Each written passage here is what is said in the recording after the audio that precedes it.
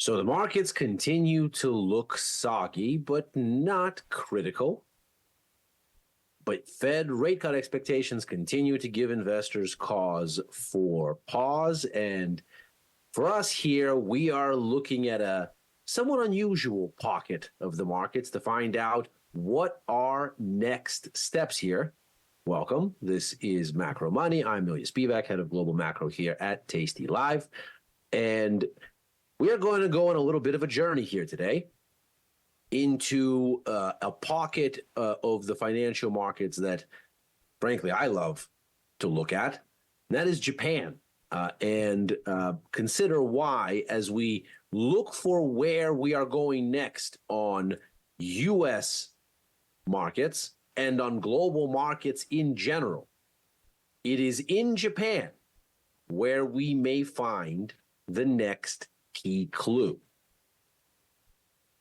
So let's unpack here what it is that we're looking at, figure out what these dynamics are, and then consider what is actually on the menu that might be a trigger activating the markets in the next 24 hours. We begin with a look at how the Japanese yen has performed. This is really the start of our story. So consider here that the yen has been facing aggressive weakness really since about the middle of 2021, but of course it begins in earnest at the beginning of 2022. What is going on here? So here's a kind of pull into the bottom of what was support from the back end of COVID volatility. This is, of course, a monthly chart of 6J futures. So each one of these bars is a month of what the Japanese yen is doing. You can see the real kind of burst of volatility begins here. The start of 2022.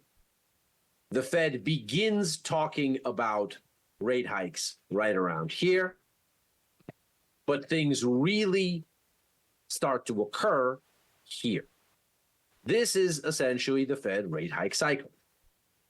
Now, you can see that for this entire episode here, the yen is generally weak and we're near the lows for where it got to through that rate hike cycle.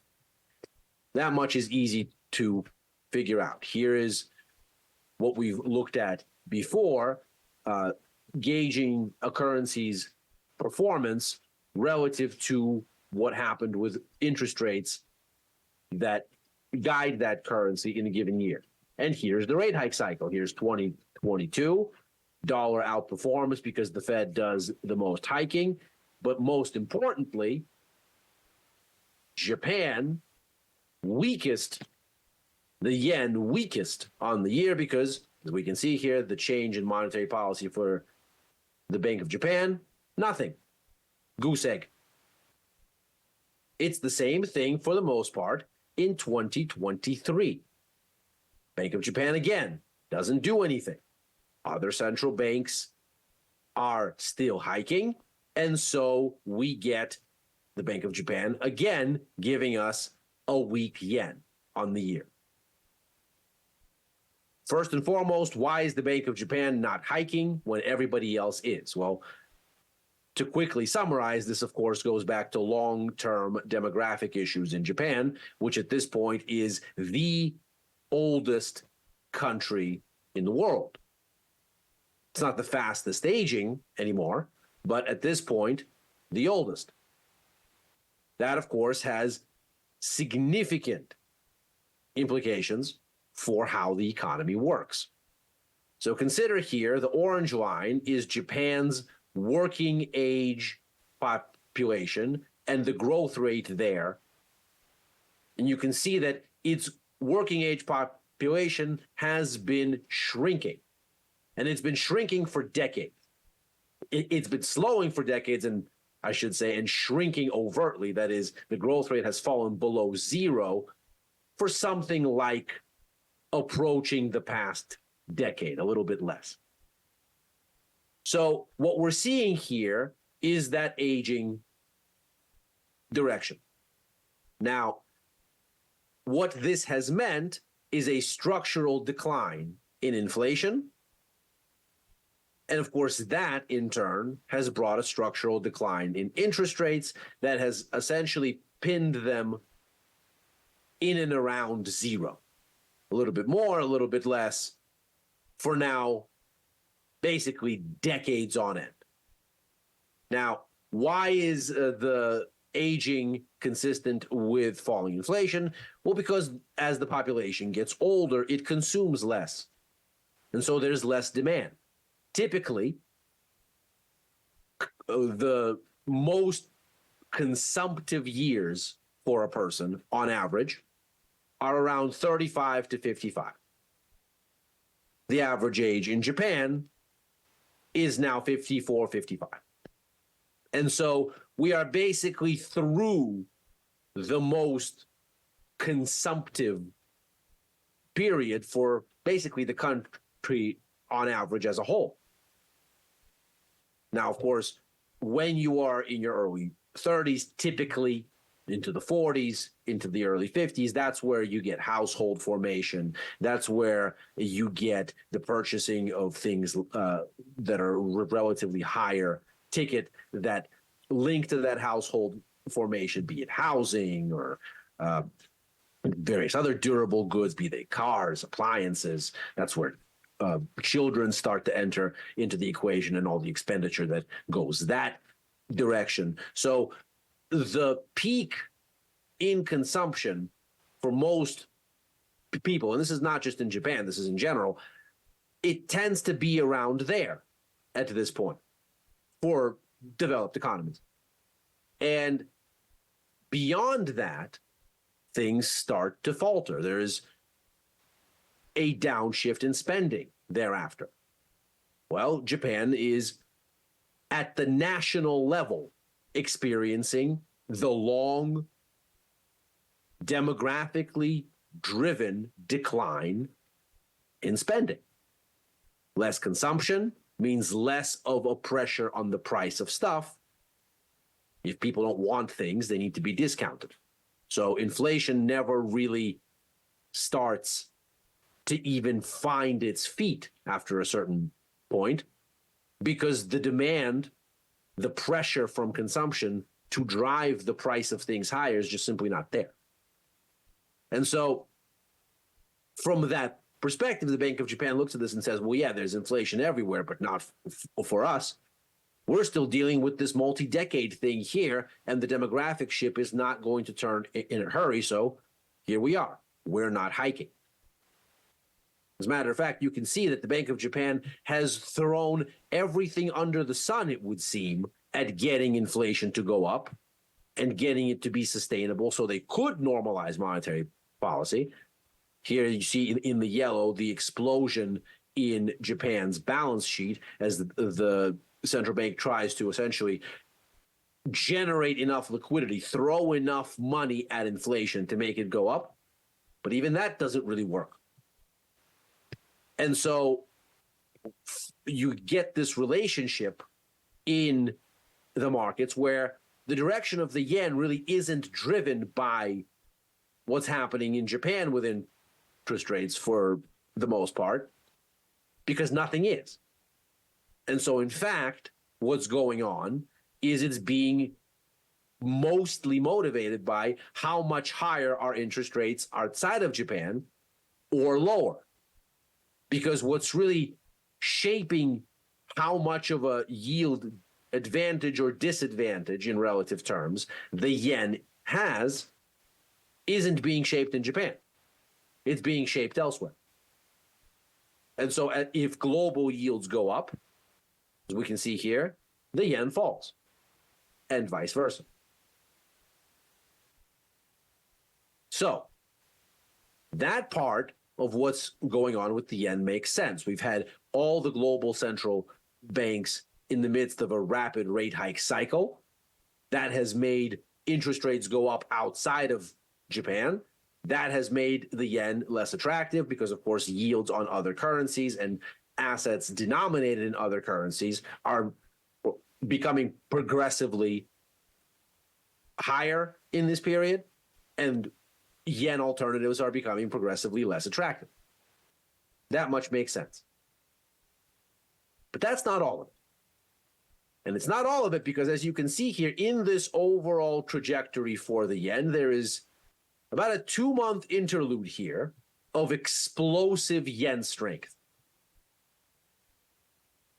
And so from here, the story gets a little bit denser and a little bit more complicated because, of course, over these 2 months, there was nothing that global central banks did to really inspire it. This was driven domestically.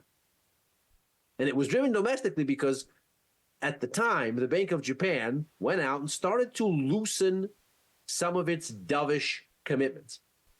In particular, it had a cap on the 10-year yield at 0% and said, as part of our perpetual effort to get inflation up and all of the various ways that we try to make money cheap to make that happen, one of the tools is called yield curve control, and it will be us saying the 10-year yield will not go any more than 25 basis points or 0.25% above zero.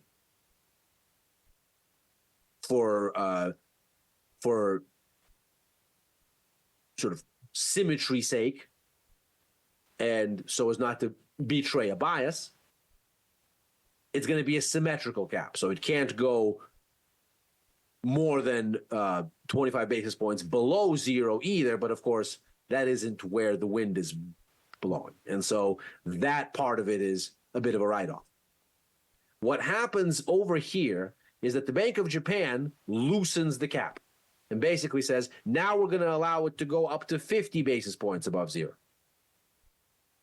And of course, the market starts to smell as though something is coming and a change in monetary policy in Japan may be finally afoot. Now, this is a scar that the market continues to carry to this day. And speculation about Bank of Japan policy reversal, a sea change in Japanese monetary policy whereby decades on decades of interest rates at zero and these demographic issues that we've discussed, basically making what's going on with the BOJ an afterthought because nothing is ever going to change. Well, maybe something finally is. Or at least so the markets think. They've had some reason to think that. The commitment to yield curve control has continued to loosen. There's been a new Bank of Japan governor that's been installed who is everything like someone that could spark speculation about some sort of a transformative thing. He is unusually for Japan, an academic, as opposed to a bureaucrat. And not only is he an academic, but he's an acolyte of the visionary economist Stanley Fischer. And we know who else falls into that category. Big transformative policymakers like Mario Draghi, Ben Bernanke, Olivier Blanchard, Greg Mankiw. The list goes on and on and on. Philip Lowe from the RBA, et cetera, et cetera, et cetera.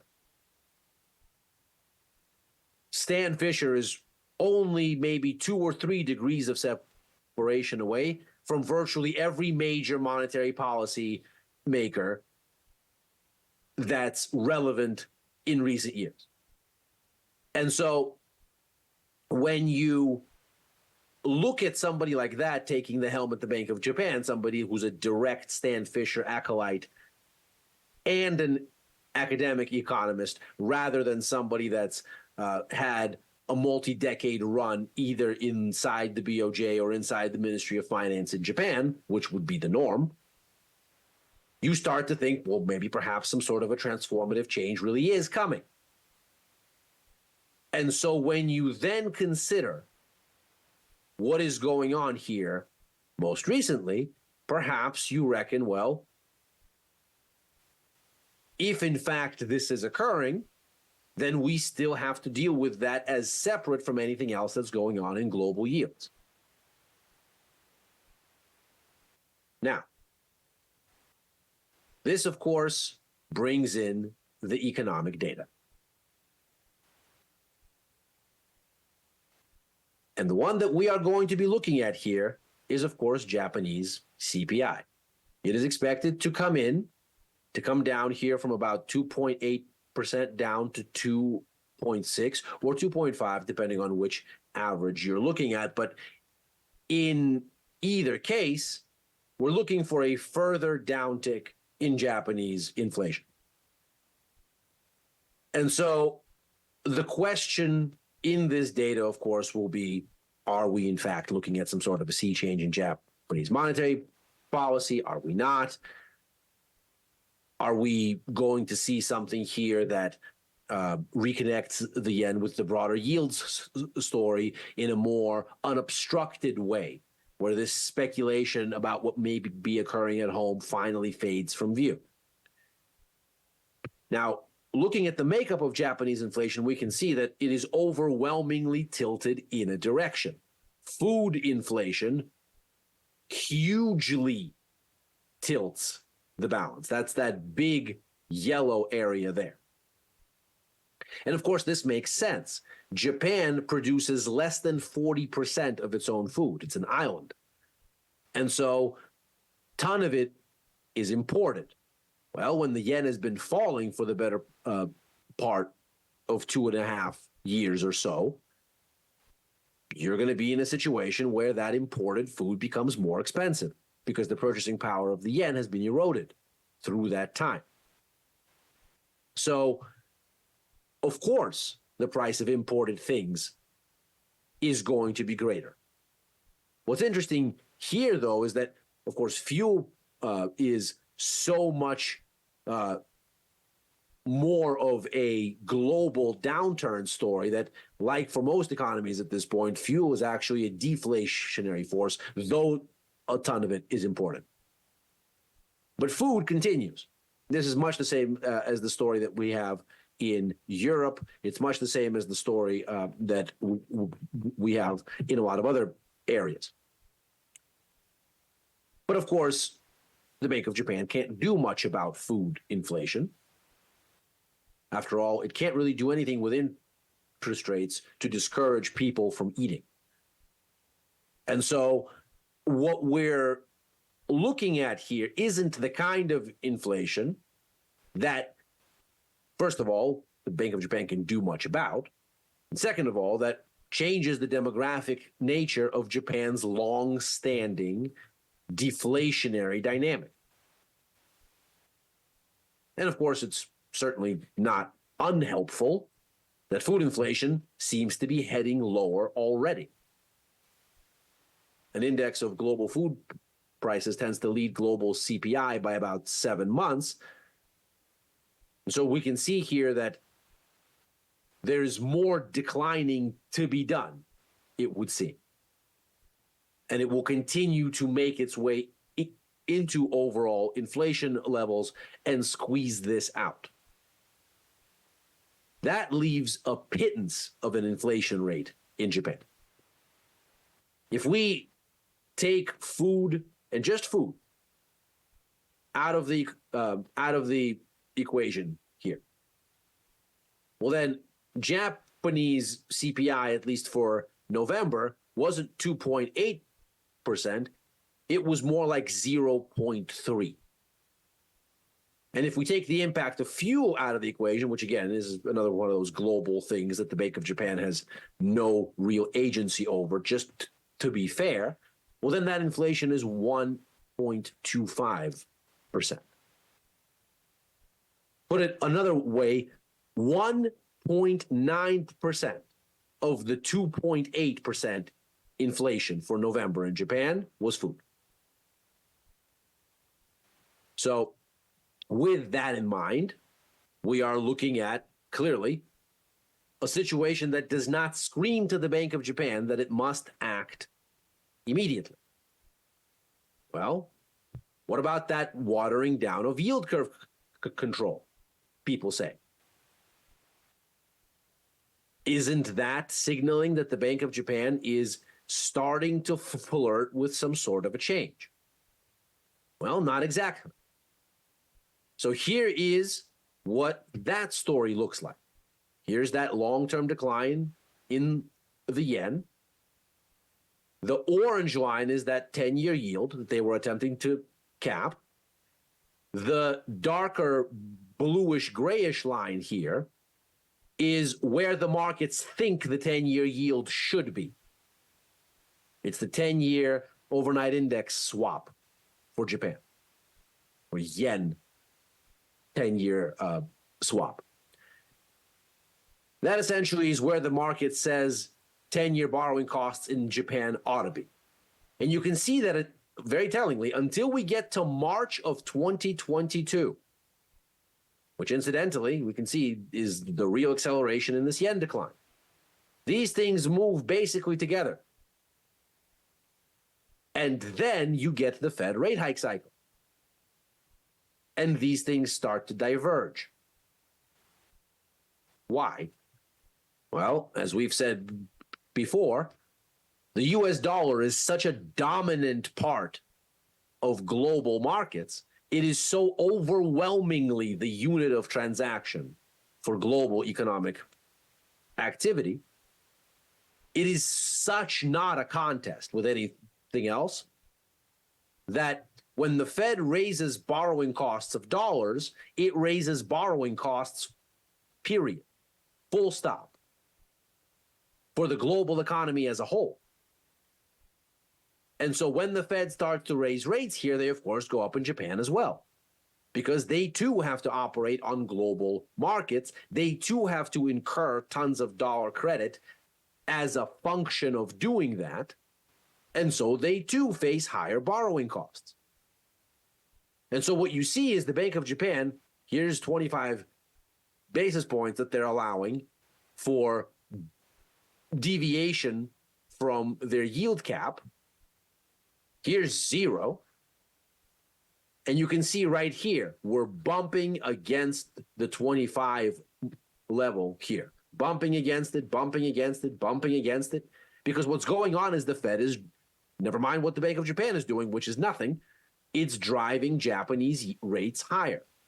And you can see here, the market is telling you how much it thinks they should be going up relative to how the Bank of Japan is allowing it to go up. And so this gap between these two things, the gray bars that you see on the bottom here, it starts to widen.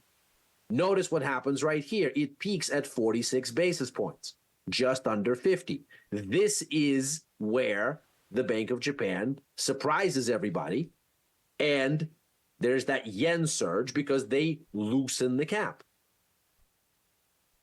But of course, it's a very different situation now because the Fed is done raising rates. And so there is no pressure on this anymore. Not only that, but the yield cap is at this point largely useless because there is no reason to fight yields going up because they're not going up. What we've now seen is that actually they've started to come back down. And the reason this is happening, of course, is familiar. The Fed is getting ready to cut. So the pressure has gone away.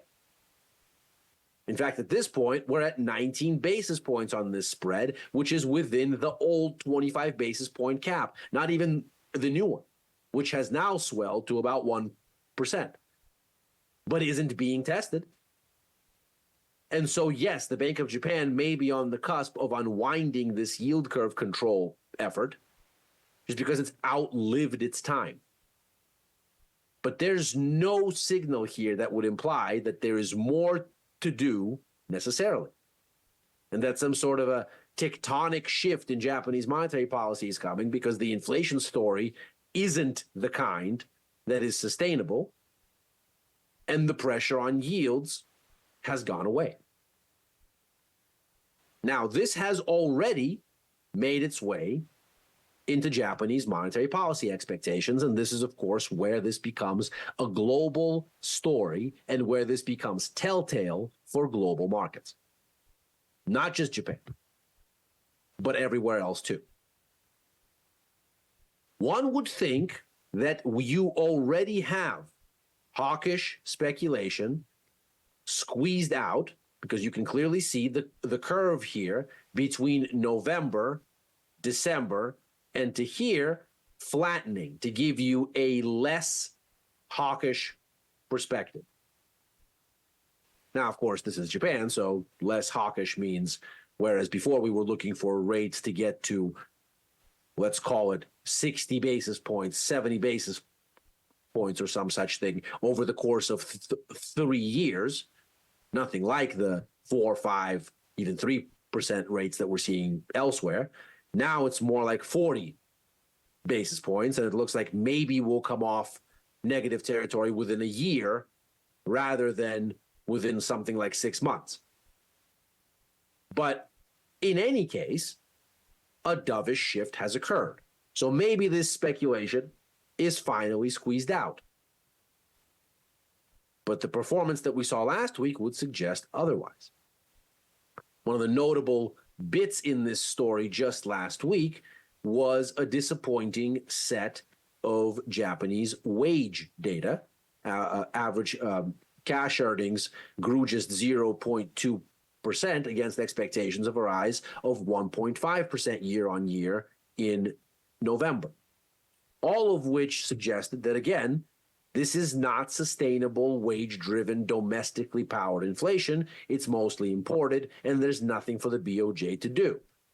In response, the yen actually weakened some, as though some hawkish speculation remains alive. And this, then, is where the story with this CPI report becomes most interesting.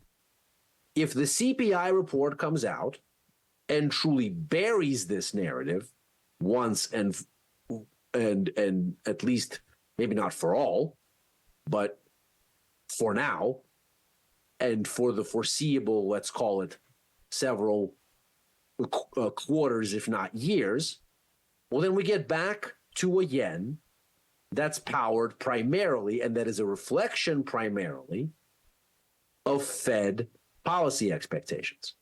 And here is where the signaling comes.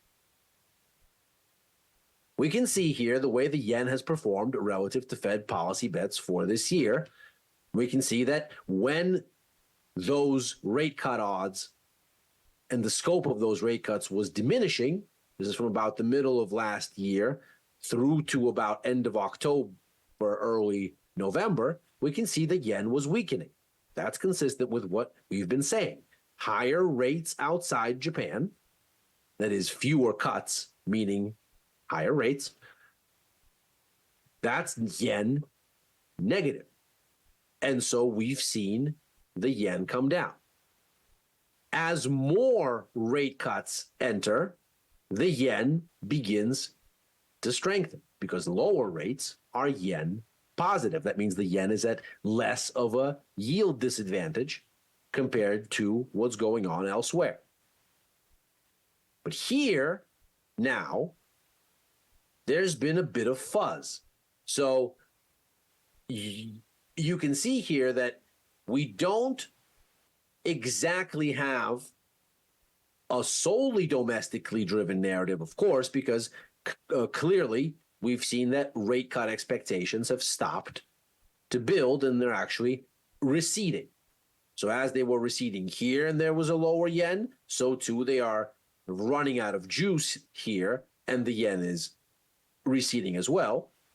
But surely the domestic narrative continues to be something of an influence here, because indeed we did just see this dovish shift in monetary policy, more so dramatic from November to December, but still pulling in a more dovish direction even between mid-December through to now, albeit with much less vigor. And so therein is the key. If we get a response from Japanese CPI data here, which is not going to give us any more of a reason for the markets to speculate on a hawkish BOJ, almost certainly, because it will almost certainly tell us a very familiar story about food inflation fading and overall inflation following. Then, and if the yen does not sell off on that with any kind of vigor, then perhaps this narrative will have truly been concluded. And perhaps then the drop in bonds more globally will have been signaled as over. Because if the yen finds support here, and if it finds support at a time when the overall story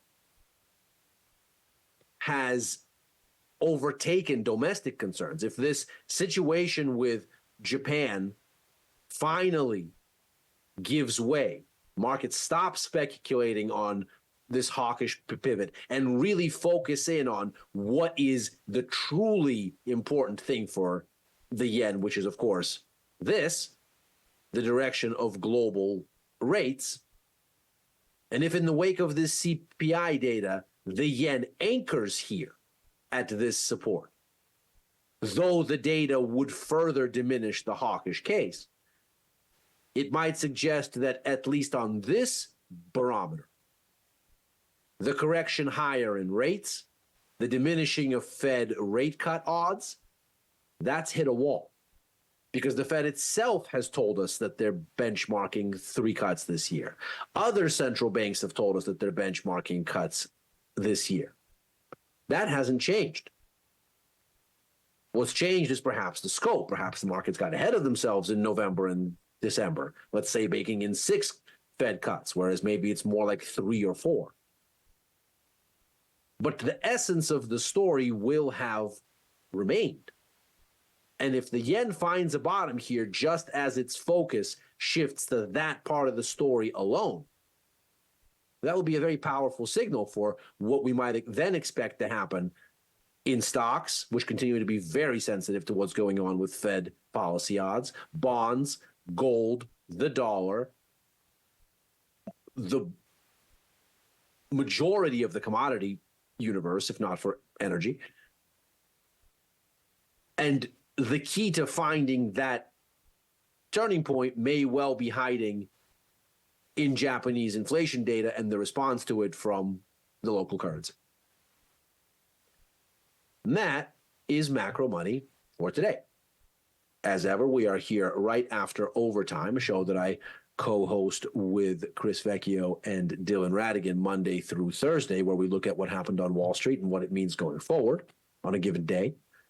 I'm back on with Chris for Futures Power Hour on Fridays, on with Tom and Tony for First Call on Sundays, writing for the News and Insights portion of tastylive.com, and sporadically opining on Twitter, or the platform formerly known as @Ilias Pivak. Thanks very much for joining. See you tomorrow.